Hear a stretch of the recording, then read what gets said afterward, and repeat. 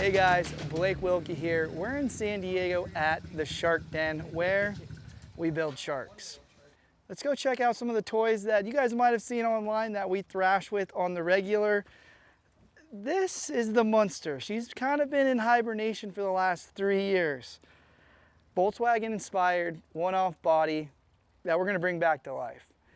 May have to keep it, might go up for sale. I don't know yet, but we bought this on a whim one time when we were going to the Midwest Dirt Fest and then going to Sturgis afterwards. Found this on good old Facebook Marketplace, swooped her up, and then 4 good-sized dudes, me, Kevin, Black Hat, and Will, cruised around all of Sturgis with this thing. You know, it kind of fit the part, like just the skeleton mirrors and so much more. This thing has so much character, and it looked like a clown car when we would get out of this thing, and it was epic, and it was awesome, and it's a hoot. Probably not gonna wanna sell it, so we'll just get her fixed up and we'll go from there. Inside the Shark Den, there's a lot more to see. Come. This is the Polaris Pro R Pre-Runner 2023, outfitted with everything that we need to be able to go pre-run in Baja. We are racing the Polaris Pro R 2024 model in Baja for our first ever SCORE International Series as a driver and a builder on a car that I have. So this is basically what we'll go pre-run the course with, take our notes, and take to like UTV Takeover and a bunch of those other events, Glamis. You know, these are so capable and so versatile and fun and very forgiving on, you know, pocketbook maintenance wise, to where it's like a universal tool, man. What do they call those? Leatherman. It's like a Leatherman for off-road. Something that's a very noticeable piece behind the Pro R here is the Urban Assault 3, kind of a couple highlighted pictures that were super cool. Urban Assault 3 has over like 7.1 million views now. We did it a couple years ago in Tijuana. It was an 18-month project from the time we went on our first scout to the time the video dropped. We literally went in there, me and Mike, with a game plan, figured out our whole route of travel, approached the Board of Tourism, showed them like other previous ones. Number 1, we got in a little bit of trouble for it. Number 2, we did legit in Vegas.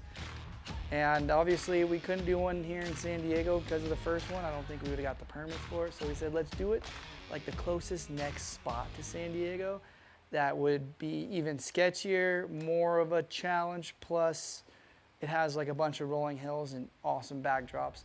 We also got to use a Matador in the infamous Bull Arena right there on Playa de Tijuana, which was awesome and something super unique and cool that I think really added to the video.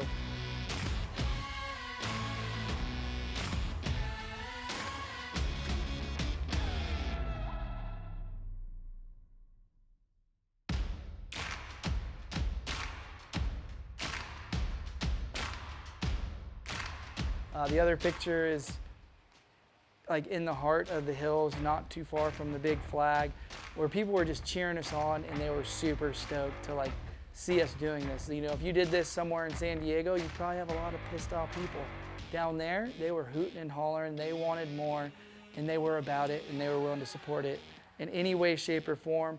And this was also the backdrop that we used at the 3 different premieres we used, so I wasn't gonna let it go to waste. I just put it up there to hide a bunch of my excessive bullshit up there. Yeah.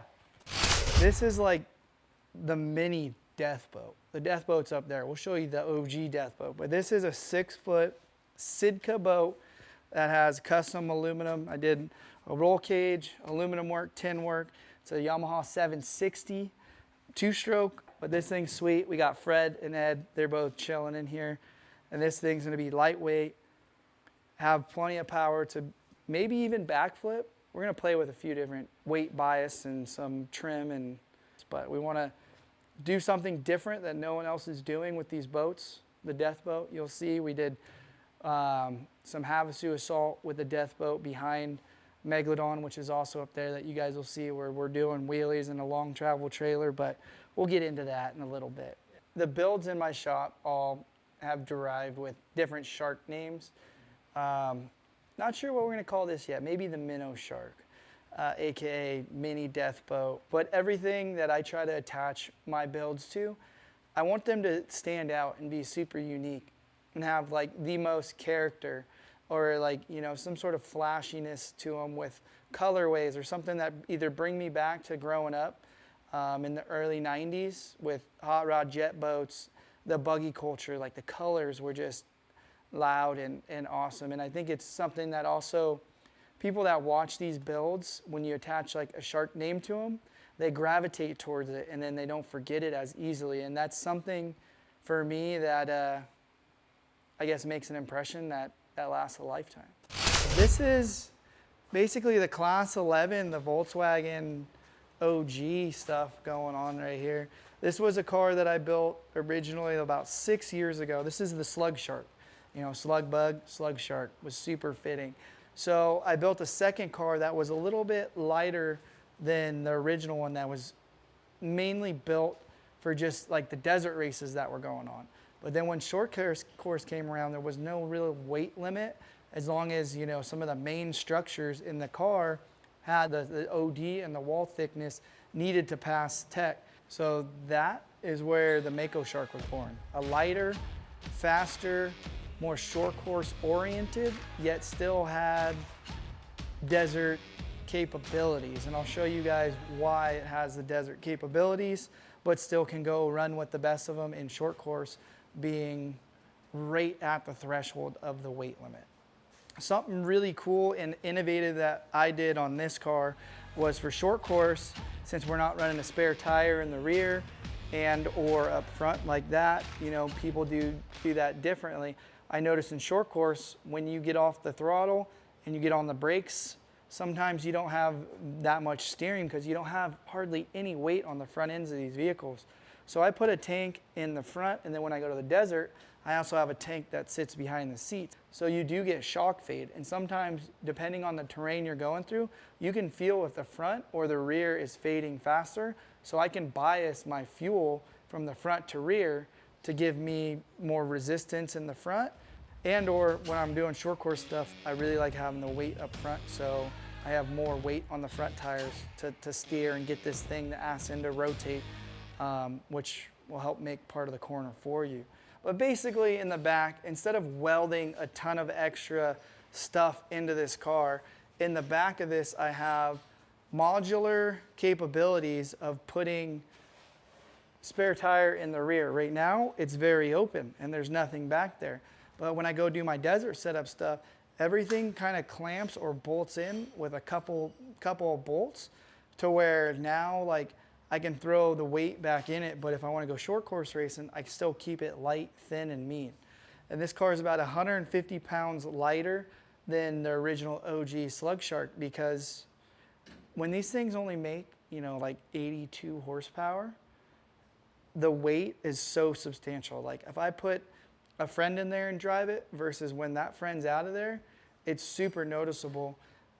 I've never rolled this car, but the success that we've had in the Class 11 series over 6 years, I think I've had 2 DNFs. We've raced over 63 races or something like that. I know we've won over 50 of them and had like another like 56 podiums or something like that. We'll show you the C10 that's outside, that's Cole's truck. Then we'll go to the TT Bug. Then we'll go to the garage where we got some more like the little hot rods and toys, Megalodon, Death Boat, and a special project that I can't give you too much details on, but you'll see it and I'll let your minds wander on that. Let's go. So another corrosive design build. This is our buddy Cole's C10. That's been a work in progress for probably about 10 years to get to this point. Full 4-link setup, tube chassis, C10 project that Garrett's been working on. It's pretty rad. Come on, Garrett, this is your baby, dude. Give us some details. Center mounted. This is a 1974 Chevy C10, and it was originally a long bed work truck. And we decided, you know what, let's put some I-beams on it because the A-arm setup on these frames doesn't work. And then we were sitting around drinking beer and we had the idea to put A-arms on it again, but just a lot bigger ones. Well, that entailed of cutting the frame some more, and then getting rid of the frame. So now we have a tube chassis, and it escalated quite a bit over the years. It's been like an 8-year project, and we went from building it on 35-inch tires to 37-inch tires to 40-inch tires. So now we had to upgrade the rear end to obviously a Camburg housing, and we went with Camburg hubs, King shocks, LS motor, turbo 4L80 trans. Show them the inside of this thing. The inside of this thing is rad. She's on the home stretch. She's about 90% done. We're buttoning up some odds and ends. You can see the transmissions just saying hello right there. Missing some panels, but it is a not quite a race truck. It could be a race truck, but it's going to be more so a fun weekend toy that you can drive on the street because it is pre-smog. So that'll be cool. Yeah. Cruise around and wave at the ladies. The front of this end of this thing is beautiful. Again, big King shocks, big center mount A-arms, a really cool push bumper style front bumper with the old classic grille, Baja Designs lights, all Frenched in there, blinkers that are just little laser blinkers. This thing's gonna be an absolute ripper. With the wheelbase it has, it's gonna be super fun. It's gonna rotate really good. It's gonna jump really well. It's really well balanced. And its main voyage will be this desert season coming up in a few months here. This is the Blood Shark. Again, impulse buy, I got issues. We went with a desolate front kit and 1-ton axles front and rear. It's on 40s. You don't normally see Broncos on 40s with stock fenders. So we trimmed the crap out of the fenders front and rear. You can see it's almost up into the light pocket. You can't even see the flare anymore really on it. Did a custom front bumper, super winch, because I wanted something that could go rock crawling. Went with the 1-ton axles. It's got a Magnuson supercharger on it, the big 2650. LS motor with a bunch of Texas Speed goodies, Hawley performance goodies, Howe power steering, King IBP front coilovers, 3-inch, 2.5 bump stops. This thing actually goes through the holes decent, and it'll crawl over, shoot, Zach's Prius if we wanted to. So interior's super trick. First thing you notice is the seats. It's all red paneling, red roof, red carpet. Had to go with red PRP low back seats to kind of fit the vibe with the adjustable headrest. Diamond stitching. They threw Shreddy in there with the white piping to match the back half of the shell. It's got a Switch Pro to control all the electronics, rugged radios, Rockford Fosgate stereo system, all your locker switches. The rear of this thing is all tubbed up in here, super custom to be able to articulate these 40s. We have a billet lower link that we designed in-house with Kevin QMS.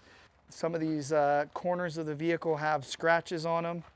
So made a rear bumper that kind of protects as much as possible, plus the rock sliders. And then in the back, of course, since this is an adventure rig, we have the adventure hammock. This folds out, you clip your hammock on. Now you got a spot to freaking chill. Under this carport is the death boat. So this is something that's special to me. I seen what these boats were capable of and then said, hey, how do I put like an off-road influence on one of these boats? So you can see the front's been beat in from just bashing rocks and doing super sketchy shit with this. I'd say like out of all my builds, the one that I've felt the most life-threatening in multiple times has been this one. If you watch some of the Mini Boat Mafia stuff on YouTube, you'll see us going through the Idaho and the Snake River when it's flowing like 52,000. And in this thing, in between some of those rollers of rocks, when it's gushing water down it, like if you're at like ground level with the water level, you can't even see this boat, and it's sketchy and it's crazy, and you're bouncing and trying to navigate through them.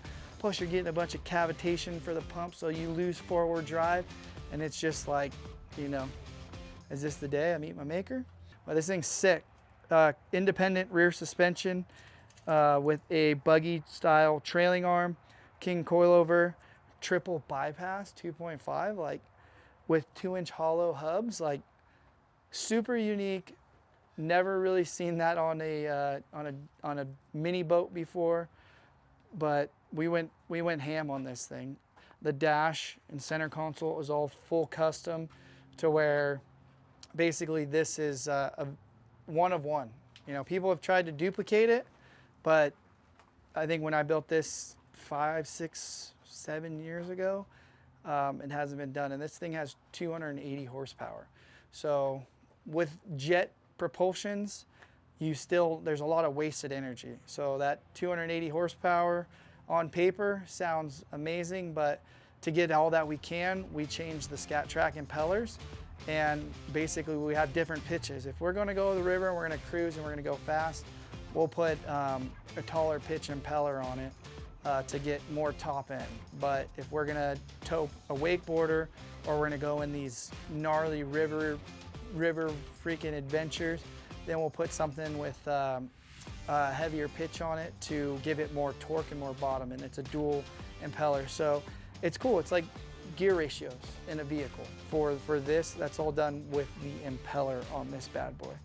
Our motto's kind of been shred till you're dead, because I feel like that's something that I'm gonna do at least until I can't, or I'm either 6 feet under. I'm gonna keep shredding. Okay, well, this is Megalodon. She's probably the oldest girl that we have in the Shark Den. Rear engine buggy. This is a Texas Speed 427 stroked LS platform with their 2300 blower. She gets down. She's got 582 conservatively on VP 110 fuel, and she will wheelie on command. It is a rocket ship. It is light, it is nimble, it is short, and it is a handful. This thing, if you don't have seat time behind something like this and you try to just go full kill, you're gonna find yourself upside down or in a lot of trouble. It's a tiny dancer. We did a custom King shock.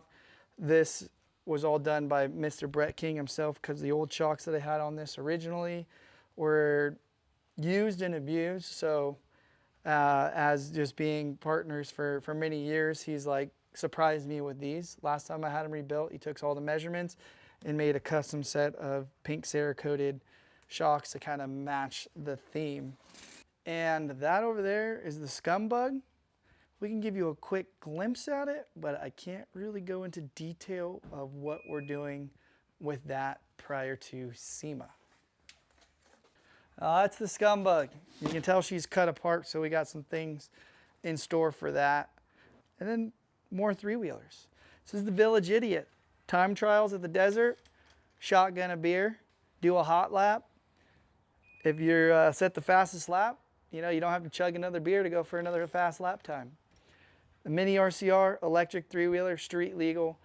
I've had a couple berm tracks developed on the beach, and they come over hot and pretty pissed off, but I just show them the class 2 tag, and they're like, dude, just don't do a berm, build a berm track over here. And I'm like, sure, man, no worries. And then I wheelie down the beach. And that's pretty much, I think, about 90% of everything here at the Shark Den. What else you got for me? All right, this is Jaws.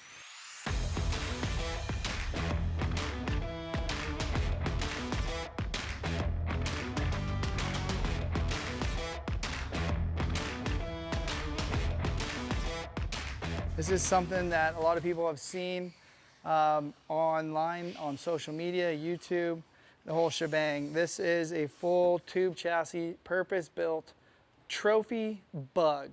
It's basically a trophy truck, but we put a bug body on it. It was a 5-year project, so we wanted to build one, and that was goals back in the day. You know, watching all these videos and whatnot, and couldn't afford to buy one, so we had to build one. And as we've built these other vehicles and showed that, hey, you know, these concepts that we want to bring to life, we can bring to life with your guys' support. And that's what we did with this monster. You know, again, the pastel purple and pink and stuff, it just brought me back to that 90s era of jet boats and hot rods and lowriders and buggies that all had those really cool colorways that were unique and distinguishable. And that's what we did on this. You know, white chassis, It's kind of a pain in the butt to maintain and keep clean, but it's held up pretty darn good. This has the same engine that Megalodon has, so the engines are compatible. Accessories are different, superchargers are different. This has the big 2650 where that has the 2300. So this is boosted. It makes 660 to the tire with 12 pounds of boost on VP 110 fuel. So they share the same fuel. Try to keep a lot of things as consistent as possible with a lot of these machines. Like the Blood Shark in this has the biggest TT package that King makes for the suspension setup. Again, this was all built by Kevin with QMS. Suspension, chassis, 80%, 90% was done on the computer. So we knew going into this build where everything was going to go and how it would fit and or the geometry, the suspension, the performance, the bulk, the whole shebang. And this has kind of a narrower cab to it, whereas trophy trucks are usually a lot wider, but we also had to work with the parameters. So this thing is narrow and short. And then inside of here, in between the rocker for your step, to give it that traditional Volkswagen look, there's the MagnaFlow exhaust tucked up in there, and then they just dump right out here, out of the sides. Originally took 3 bug bodies to make this center section. I ended up cutting the original body here, in here, and then added 4 inches to a new center section that I cut out of another shell, and then another 8 inches here. And then I stretched the front window 12 inches widthwise, and then because of how the bugs just taper and roll back, the rear window is actually 10.5 inches wider.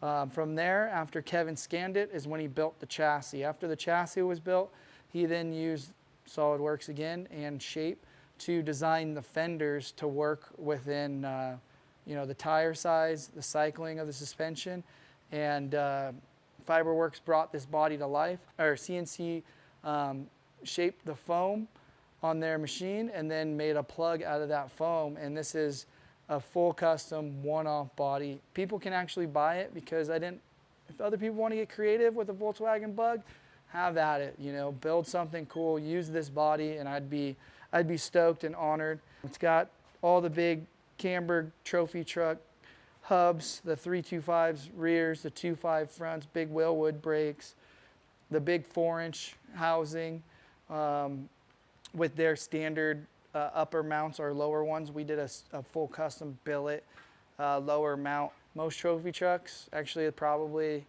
all but a couple of them, are naturally aspirated, and we didn't have that budget to make trophy truck horsepower numbers with some of these big Dugans or Gibbs motors that are like close to 6 figures. So we did something that was a fifth of that price and still made very similar numbers. Is it as ideal?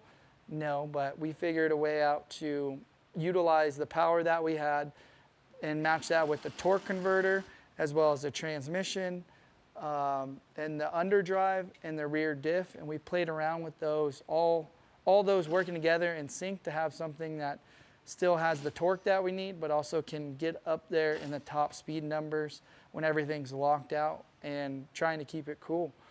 But this is the TT Bug. She's not going anywhere anytime soon, and she's absolutely 100% ready to go thrash right now. Hopefully these guys got some videos of it, and if you do, you should play some of them right now. I think that when people do see it for the first time, they're just kind of like in awe because of its uniqueness. And a lot of these other trophy truck or race teams, they're working with a handful of builders, and that's all you kind of see out there on race course. The garage built trophy trucks don't really exist, and if there are only a handful of them, but they blend in with all the rest of them. Whereas this is such a misidentifiable vehicle to where when you see it, you know it, you retain it, and you're kind of rooting for the underdogs. Well, I'm glad you guys got to see the Shark Den and all of our toys here. This is basically where I live and I sleep up in the house. But I haven't eaten breakfast yet, and it's like 3 o'clock, so I'll catch you guys a little later. Oh, I think I need some more gas. There we go, we're back, baby.